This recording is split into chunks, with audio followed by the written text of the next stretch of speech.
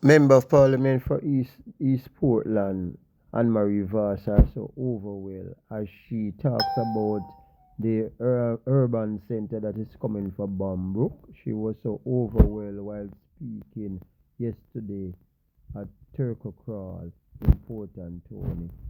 Yeah, man, she is happy, and other MPs, other councillors. Today is another historic day in Portland. Now, in the past couple of months, there have been two other historic happenings in this parish.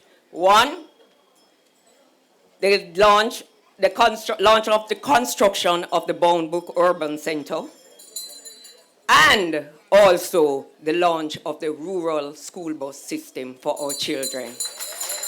And here we are today with the groundbreaking of the Port Antonio bypass.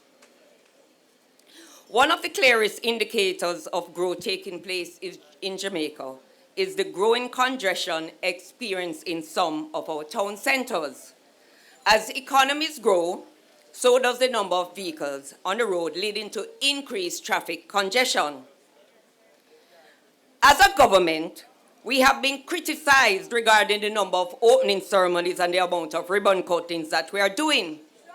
The question asked is why? The answer is simple. We are doing more. We have to do more because when others had the chance and opportunity to do it, it wasn't done.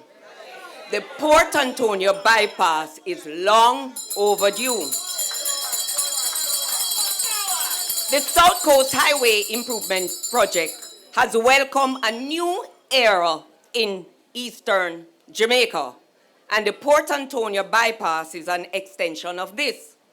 The economic activity, investment, development, and opportunities that will be created as a result of this project will have a meaningful impact on the lives of my East Portland family. As you have heard, the bypass will take place in two stages. Phase 1, Norwich to Turkle, and Phase 2, Turkle to Boston Bay. And as you heard as well, it is estimated to cost 81 million US dollars or 13 billion Jamaican dollars. My East Portland family, this is what this government is investing in our town to make our quality of life better. This is an investment for all of us. This is how this Member of Parliament and this government invest public resources. You will hear further about this project as the program goes on. But, and I can assure the Prime Minister, knowledge of this will reach every nook and cranny of Portland, not only East Portland, but the entire Portland. I want to speak about one of Newton's 3 laws of motion. This is not the type of laws that we pass in Parliament. There are different types of laws. The law I think best describe the word this administration and this Member of Parliament is the first law of motion. The law says an object at rest stays at rest, and an object in motion stays in motion. This is evident in the pace and frequency that this government is working at. The government is in motion, and whether it is the urban center, Morant Bay Urban Center, the Bosco Bell Business and Urban Center, our own Brook Urban Center, or this Port Antonio bypass, it is a continuation of a government in motion. The others have been at rest for a while, but this government remains active and strong. This government remains in motion.